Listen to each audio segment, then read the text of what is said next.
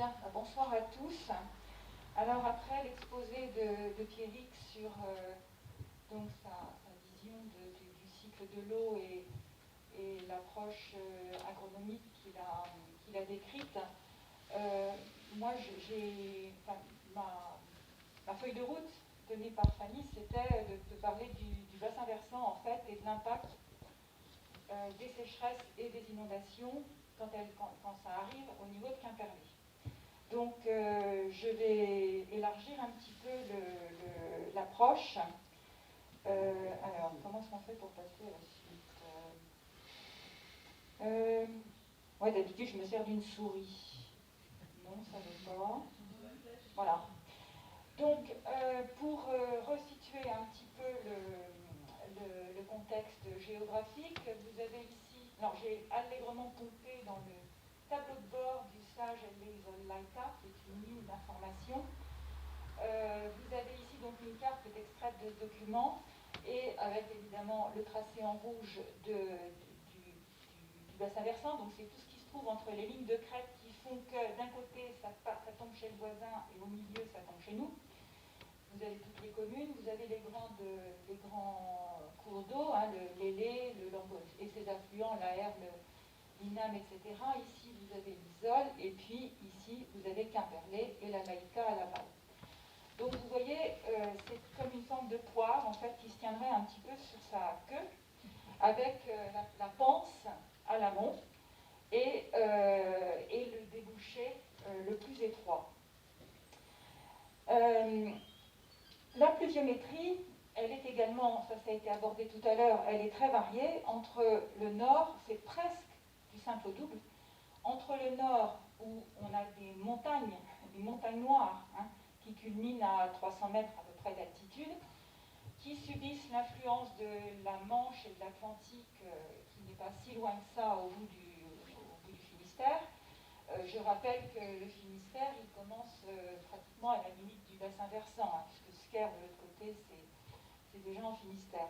Donc on a 1400 mm là où vous avez du rose fuchsia, et puis, comme ça a été dit tout à l'heure, on descend en moyenne annuelle à 900 mm à l'aval, près du rivage, entre autres au niveau de Quimperlé. Quimperlé, c'est plutôt 1000 à 1100. Alors cette pluie qui tombe, effectivement, c'est une loi de la nature, elle va du haut vers le bas, et à la fois en altitude, mais aussi au niveau de la géologie. Alors globalement, moi je verrai un peu la formation de la pluie. Elle est composée de plusieurs éléments, et en gros, les océans, les mers, sont les plus gros contributeurs, puisque, j'ai retrouvé les chiffres l'autre jour, sur le total d'eau qui s'évapore de la Terre, qui est environ équivalent à 600 000 km3. C'est difficile à imaginer. 600 000, rappelez-vous de ce chiffre. On a en gros 500 000 km3 qui proviennent de l'évaporation des océans. Le reste, évidemment, ça provient de la Terre, enfin des zones terrestres, on va dire, dont 75 000 environ proviennent de l'évaporation de la végétation, et une toute petite partie, le reste, donc ça doit faire 25 000, des cours d'eau et des lacs. Mais effectivement, cette pluie, quand elle arrive sur le territoire solide, on va dire, elle tombe sur le terrain. Vous avez la flèche en haut qui aboutit donc sur la couche herbacée. Et c'est intéressant à ce niveau-là de regarder ce bloc géologique. Alors, il y en a plusieurs, puisque naturellement les phénomènes se produisent de manière différente selon le contexte géologique. Sur les terrains calcaires, par exemple, quand on va dans le sud, sur les terrains karstiques, la mécanique est complètement différente. Mais on a choisi celui-ci parce que le granit, c'est quand même ce qui fait la fondation du massif armoricain. Donc vous avez, sous l'influence de cette pluie, justement, de la chaleur, du froid, etc., les couches supérieures du massif armoricain, du socle rocheux, ont, au cours des millions d'années qui nous ont précédés, ont été dégradées, beaucoup dégradées vers le haut, et puis moyennement dégradées, et un peu dégradées vers le bas, puisque l'influence des conditions atmosphériques se fait moins sentir plus on descend. Et cette couche qui est représentée en pointillé avec des petits blocs de roches, c'est ce qu'on appelle de l'arène ou de l'altérite en géologie.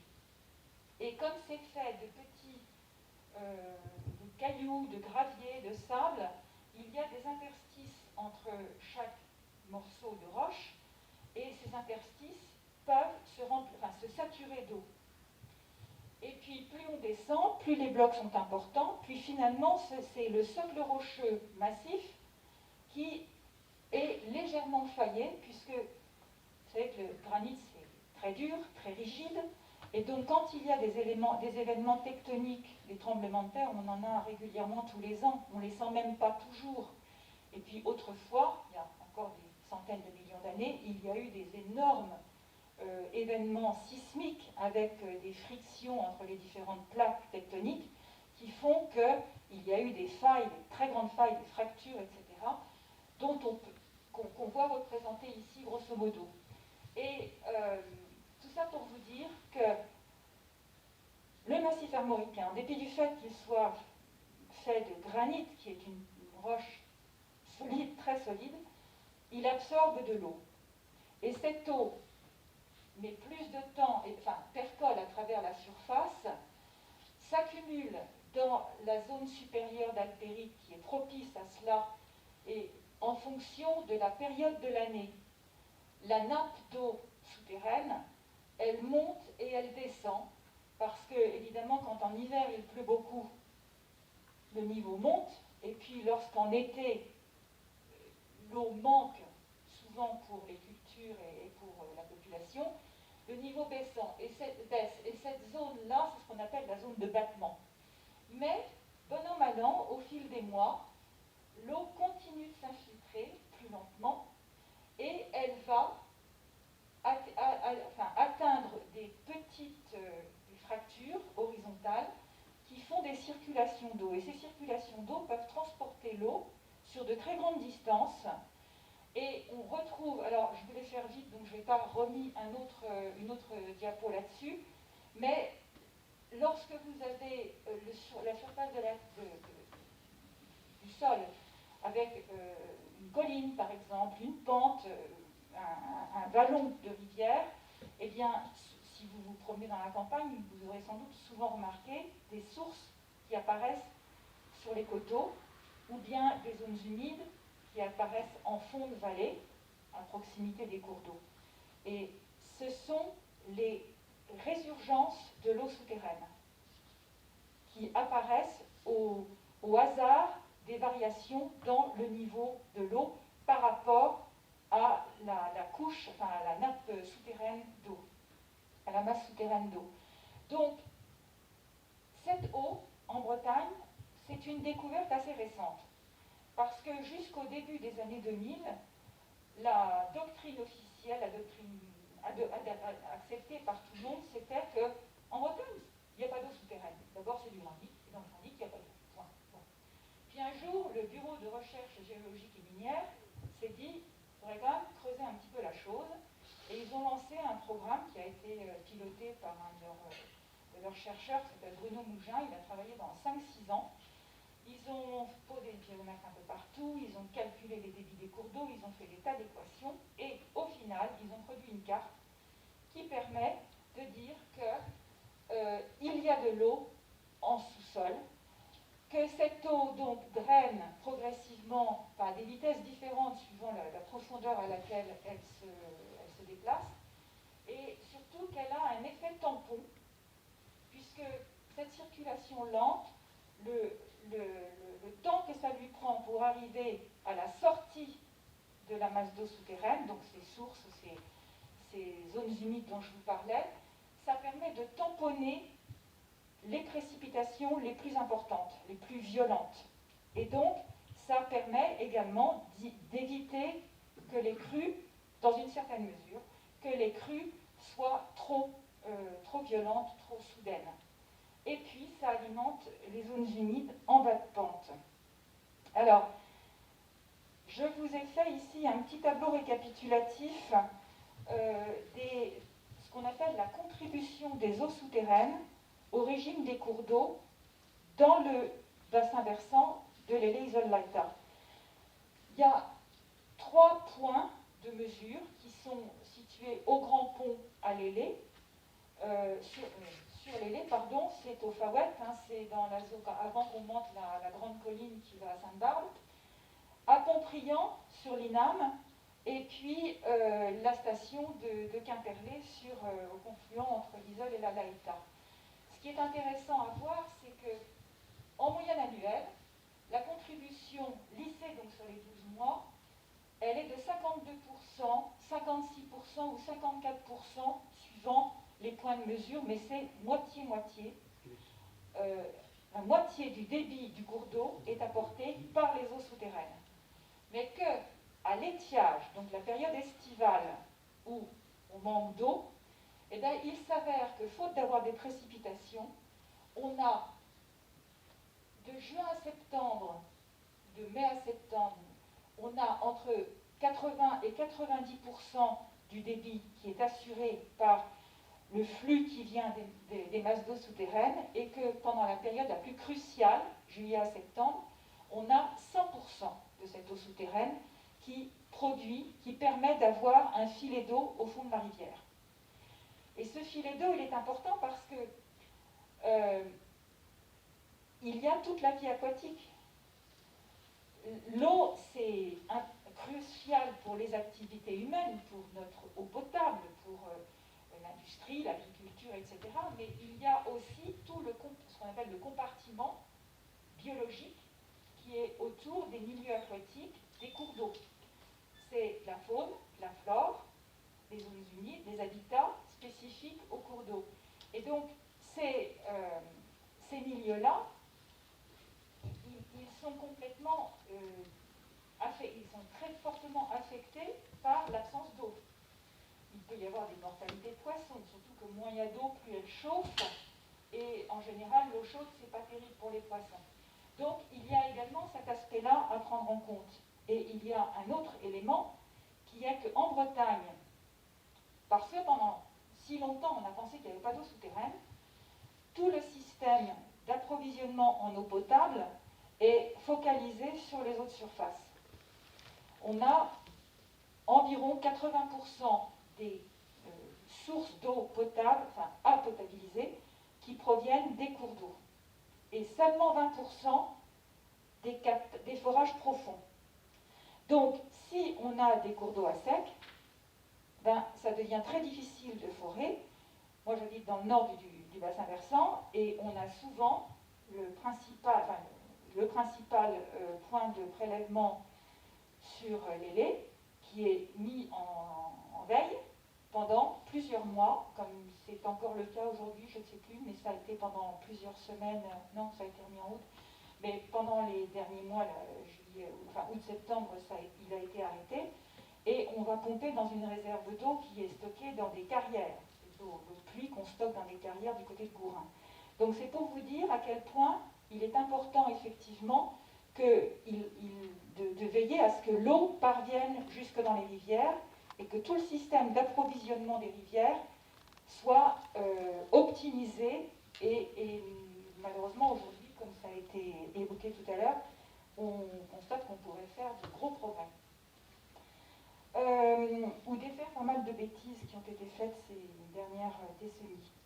Alors les zones humides, justement, dont on parlait tout à l'heure. Mon bloc diagramme de tout à l'heure, alors je ne sais pas revenir en arrière, mais c'est pas grave. Mon bloc diagramme de tout à l'heure, vous avez compris, donc c'est là où les eaux souterraines ressortent du relief. Elles sont quasiment toutes, je parle en Bretagne, en connexion avec les eaux souterraines. C'est toujours une résurgence des eaux souterraines, soit de la nappe d'eau souterraine qui, au gré d'un creux dans le relief, affleure, soit donc des sources ou des eaux humides de fond de vallée. Elle se développe toujours dans des formations qui sont perméables, alors quelquefois plus, quelquefois moins à tel endroit ou à tel autre, mais il y a toujours une perméabilité. Je suis désolée, ce que vous disiez là, c'était la doctrine, encore une fois, jusque dans les années 70. Mais depuis les dernières recherches de ces dernières 20 ans, ça a été complètement revu et les zones humides, ou alors c'est des cadoles, comme on dit dans le sud, qui sont des creux avec une couche d'argile au fond et où les troupeaux vont s'abreuver dans les causses, mais ce n'est pas du tout le même système que ce qui existe en Bretagne. Et donc, les zones humides participent, comme je le disais, à la régulation des débits d'étiage, puisqu'elles continuent de ressuyer et d'abonder le débit des cours d'eau. Elles permettent de freiner dans une certaine mesure la violence des inondations et en même temps, surtout pour les zones humides de fond de vallée, elles servent aussi de zone d'expansion de crue, donc de ralentir le débit qui coule, qui se précipite même dans certains cas vers l'aval et les zones urbanisées. Et elles participent aussi à la recharge des nappes, c'est-à-dire que comme elles sont perméables, eh bien, en même temps, c'est une espèce de boucle qui se produit et elle réabonde les nappes phréatiques. Enfin, on n'appelle pas ça des nappes phréatiques ici, puisqu'on n'a pas ce système de grosses lentilles qu'on trouve dans les bassins sédimentaires. Donc, je préfère appeler ça des masses d'eau souterraines. Alors, les inondations. C'est probablement quelque chose que vous maîtrisez parfaitement. C'est le résultat de pluies intenses et soutenues pendant de longues périodes, ou alors qui se renouvellent très rapidement. Le phénomène est aggravé par les ruissellements sur les sols nus. Alors, on a parlé des labours de mars pour le maïs, par exemple, mais il faut aussi penser à la récolte du maïs en septembre, octobre, novembre, où c'est vraiment pas le meilleur plan. Hein. Et donc, là aussi, on a de l'eau qui coule couleur chocolat. Et ça dégringole et on voit des ruisseaux qui se forment sur les pentes. C'est également dû à la faible capacité d'absorption des sols. Pourquoi ? Parce que les sols, effectivement, manquent de matière organique, manquent d'humus, et qu'ils sont aussi pas mal compactés avec le poids des machines qu'on leur fait passer dessus, sans veiller à ce que, quand il a plu trop, on évite de faire passer sur une machine sur un sol mouillé. Mais ça, bon, il y a les calendriers de rotation, enfin bon, c'est pas toujours compatible dans l'esprit des exploitants agricoles et ça crée une bétonisation de la surface. La destruction des zones humides, hein, on rappelle toujours depuis le début du XXe siècle, 50% des zones humides ont disparu, mais moi je dis et avant. Il y en avait un paquet aussi qui ont été drainés. On parle des moines qui ont drainé les marécages. Oui, eux aussi. L'altération des réseaux hydrographiques, ça a été évoqué aussi tout à l'heure. On avait, moi je dis à côté du marais de Plouray, il y a eu pendant des décennies un programme de dessèchement du marais de Plouray. Donc, tous les petits ruisseaux qui faisaient des igues et des algues, on a recoupé avec une grande machine par le milieu de tous les méandres et on a fait un toboggan à flotte qui a permis d'évacuer l'eau le plus vite possible, puisqu'à l'époque c'était l'ambition. On s'est rapidement aperçu que sur la plupart des zones vraiment très humides comme ces marais, et bien même comme ça, c'était impossible de faire pousser du maïs parce que c'était encore trop mouillé. Mais par contre, l'eau qui était partie dans le toboggan, quand il y en avait beaucoup, elle ne s'était pas infiltrée sur place, et après, elle n'a pas continué à alimenter les petits ruisseaux, puisqu'elle était partie.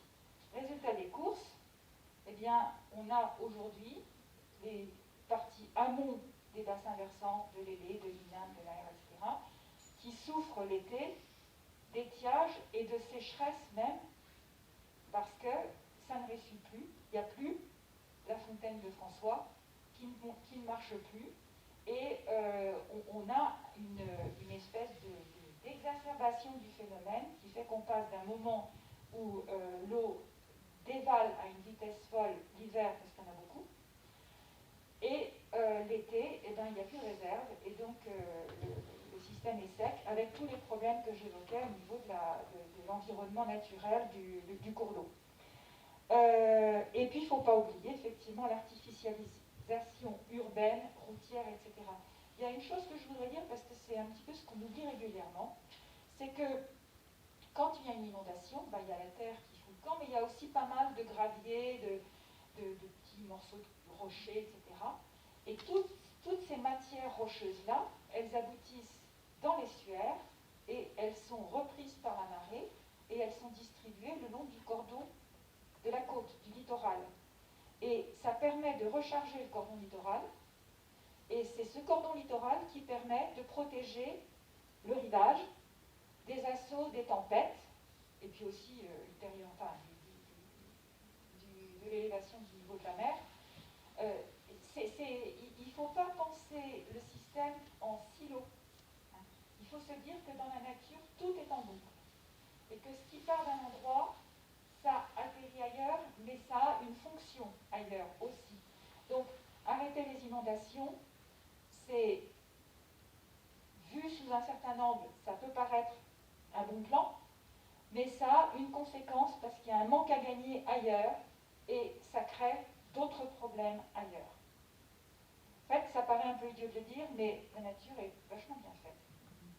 Et c'est une infrastructure naturelle qui tourne tant qu'on ne met pas le doigt dedans pour arrêter la machine. Et c'est un petit peu ce qu'on sait faire, nous les humains. Alors, les causes des sécheresses, eh ben, c'est le fait que l'été, il pleut beaucoup moins, et il pleut, je ne sais pas si vous l'avez remarqué, mais ces derniers étés, on a des mois où vous avez, moi j'ai un pluviomètre, alors tous les matins je prends 0, 0, 0, 0, 0, 0, puis tout d'un coup on a 25 mm en une journée. Et puis après on repart 0, 0, 0, 0, puis après on a 15. Et ce sont ces deux journées-là qui font qu'on arrive à dire « Ah, ce mois-ci j'ai eu 40 mm. » Et oui, mais c'est pas de la bonne pluie. Et puis par contre, l'hiver, eh ben, on a de la pluie tout le temps et on a des épisodes extrêmement extrêmement violents, comme ce qu'on a eu là ces derniers jours. Mais c'est véritablement polarisé maintenant.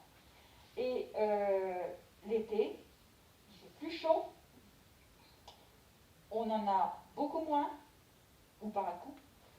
On a donc ces faibles pluies qui sont absorbées par les plantes. Alors, ça réjouit notre ami parce que c'est vrai que ça alimente l'évapotranspiration, mais sauf qu'elles ne sont pas au meilleur de leur forme pour ce phénomène-là. Il n'y a pas de recharge des eaux souterraines, les températures élevées, le vent aussi. En plus, je ne sais pas chez vous, mais chez moi, c'est souvent du vent d'est maintenant. Alors que jusqu'à présent, c'était plutôt le suroît. Et ben, le problème, c'est que le vent sud-ouest, il est mouillé, il est humide, alors que le vent d'est, il est hyper sec. Donc ça aggrave les choses. Il y a aussi en parallèle l'augmentation de la consommation de la population. On prend tous des douches X fois par jour. De l'industrie qui se développe, des élevages qui se densifient, et de l'irrigation, comme ça a été évoqué tout à l'heure. Et en plus, avec l'aggravation du changement climatique, il faut vraiment être aveugle pour en douter encore, on s'aperçoit maintenant qu'il y a des sécheresses pluriannuelles. Pas l'hiver dernier, mais celui d'avant, si je ne me trompe pas. On a eu un été très sec, on a eu un hiver très sec, et on a eu un été, on a eu peur quand même. Donc c'est le genre d'évolution qui, malheureusement, est anticipé par la plupart des scientifiques, par le GIEC, etc. On s'aperçoit qu'on va vers des cycles de plus en plus polarisés, comme je disais, et ce n'est pas une bonne nouvelle. Alors, le changement climatique, on va peut-être passer très vite parce que tout le monde sait ça, hein, une hausse des températures de 1 à 2 degrés, sauf que moi, ce qui m'inquiète, c'est que je commence à avoir quelques années, un peu de souvenirs. Il y a 15 ans, quand le GIEC a fait son premier rapport, ils nous ont donné, alors je vais commencer par là comme vous, donner une fourchette d'hypothèses.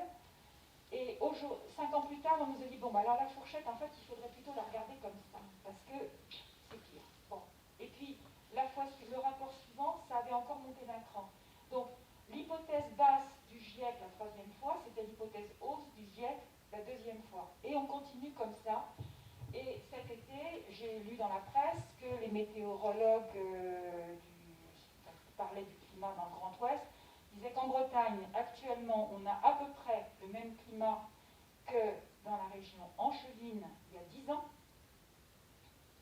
Et on nous annonce que dans 20 ans, on risque fort d'avoir le même climat que dans la région bordelaise. Donc, il va falloir commencer à réfléchir un bon coup et à anticiper, parce que sinon, nos vertes prairies, elles risquent d'avoir des problèmes.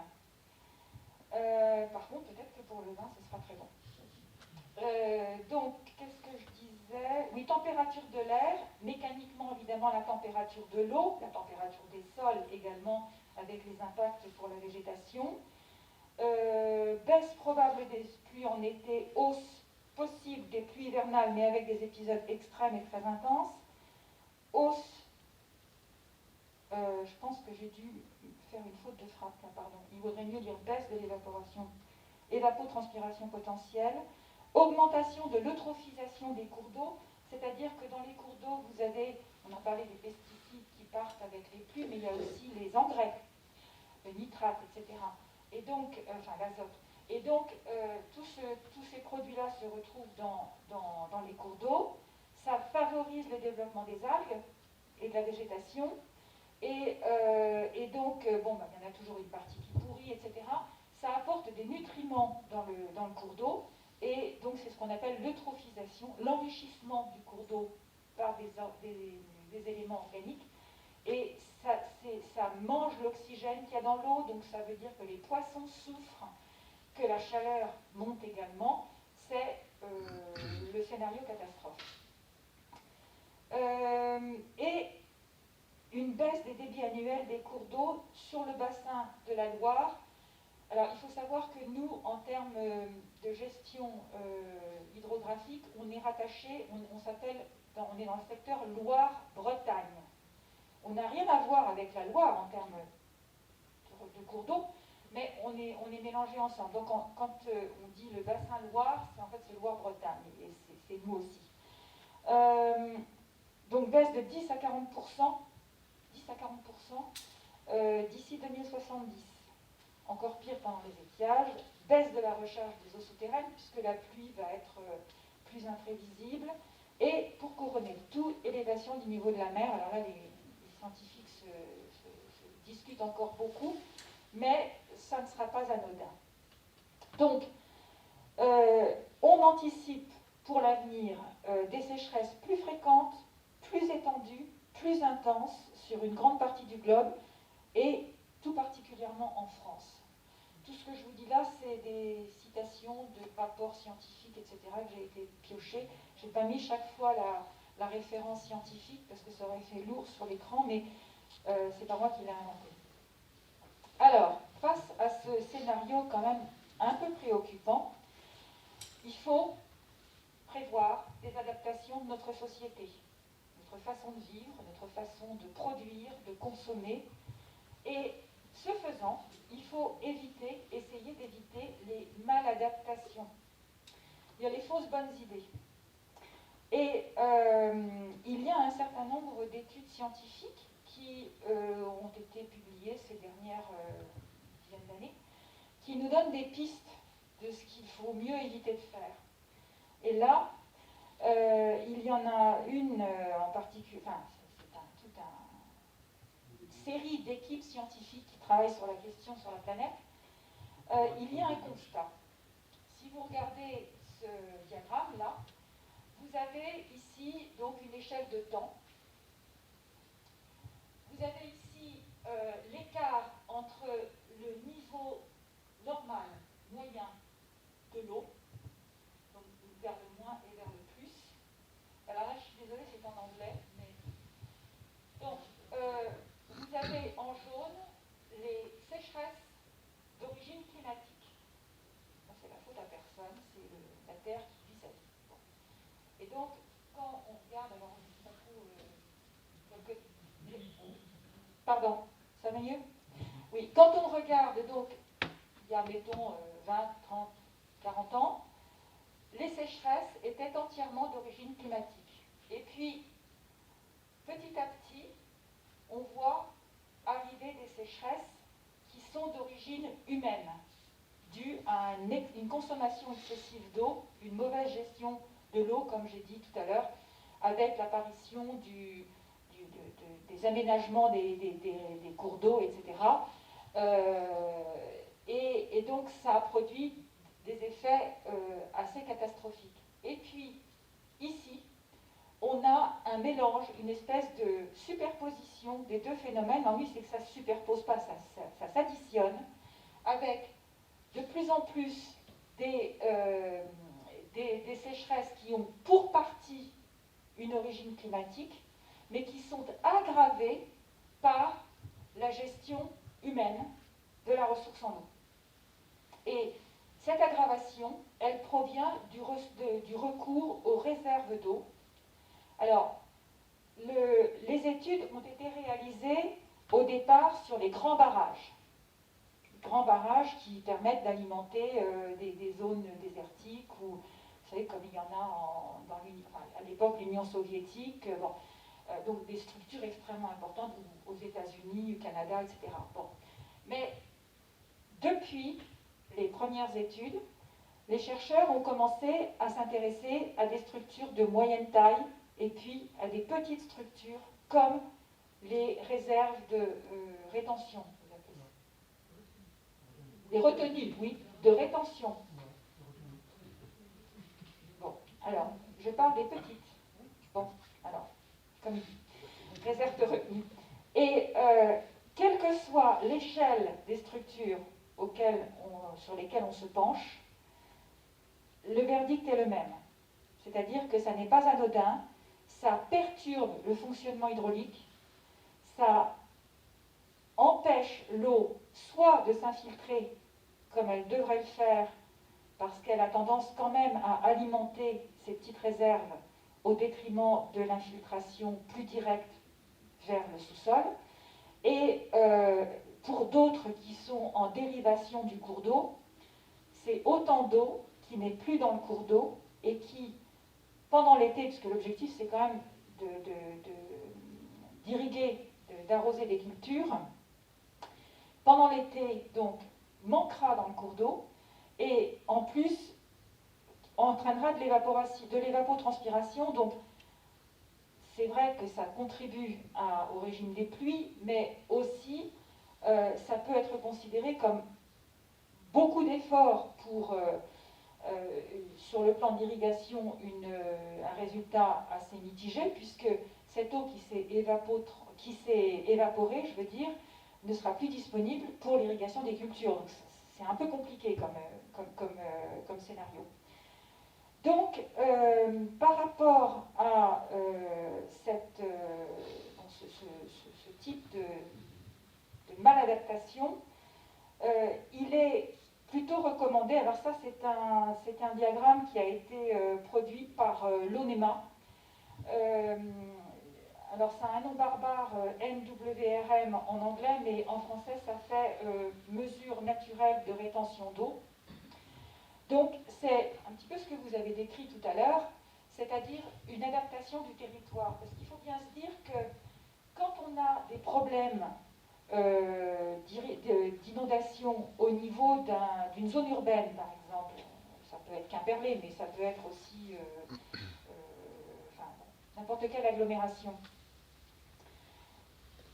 C'est pas un hasard, c'est parce que non seulement il y a un point de blocage avec, en général, on a rétréci les cours d'eau pour construire des quais, pour construire des habitations, etc. Mais il y a toutes sortes d'aménagements avec les équipements sportifs qui sont mis dans la plaine alluviale, avec tout ça qui contribue à... Il y a des ponts qui enjambent, donc ça contribue à contraindre le flux du cours d'eau. Mais il faut regarder ce qui se passe bien en amont, depuis les têtes de bassin versant. Tout ce phénomène, ce qu'on appelle un chevelu, comme une espèce d'arborescence, si vous voulez, chaque fois qu'on est intervenu à un point X, Y ou Z pour transformer le milieu, pour détourner un cours d'eau, le rectifier, faire une réserve, faire un barrage, faire une retenue, etc., chaque fois, on a altéré le fonctionnement naturel du système. Et chaque fois, on a aggravé le dysfonctionnement du système lorsqu'il y a trop de pluie d'un seul coup, ou bien lorsqu'il y a trop de sécheresse. Et donc, la question, ce n'est pas de faire des aménagements, encore plus d'aménagements aux alentours de l'agglomération, c'est de reprendre point par point et d'aller voir en amont tout ce qui ne va pas, tout ce qu'il faudrait remettre en état pour que la machine se remette en route et ne soit plus diminuée dans son fonctionnement. Sachant malgré tout que les inondations, ce sont des événements climatiques qui sont absolument... bon, vous pouvez, il y a des calculs de retour de fréquence des inondations. On parle d'inondations décennales ou vingtenales pour des inondations d'importance faible à moyenne.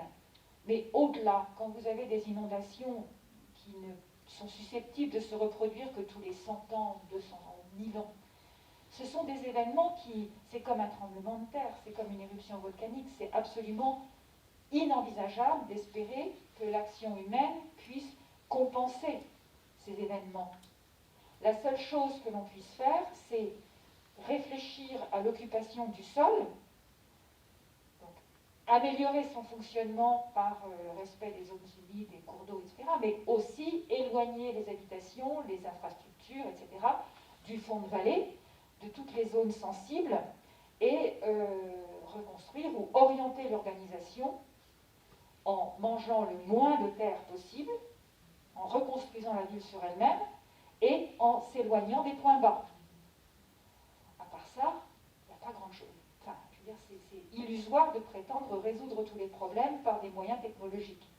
Donc, les moyens pensés de cette évolution du territoire, de ce retour du territoire à une bonne santé hydrologique, c'est, on en a parlé tout à l'heure, les bandes tampons et les haies, par exemple, en travers de la pente. Hein. Les rotations de culture, ben c'est ce qui a été évoqué, quand on fait du maïs sur maïs sur maïs sur maïs, c'est sûr qu'au bout d'un moment, la terre souffre et nous le fait payer. Le fait U3, alors il est où U3 ? Moi j'ai le nez dessus, je le vois, voilà. Le fait U3, c'est de recréer des surfaces perméables enherbées par exemple, qui permettent de freiner et de favoriser l'infiltration des eaux. Alors, des cuvettes de rétention, certes, mais c'est juste dans les creux déconnectés de tout le réseau hydrographique. Hein. C'est ce qui se passe d'ailleurs de manière à peu près naturelle dans les creux. F1 zone tampon riveraine boisée.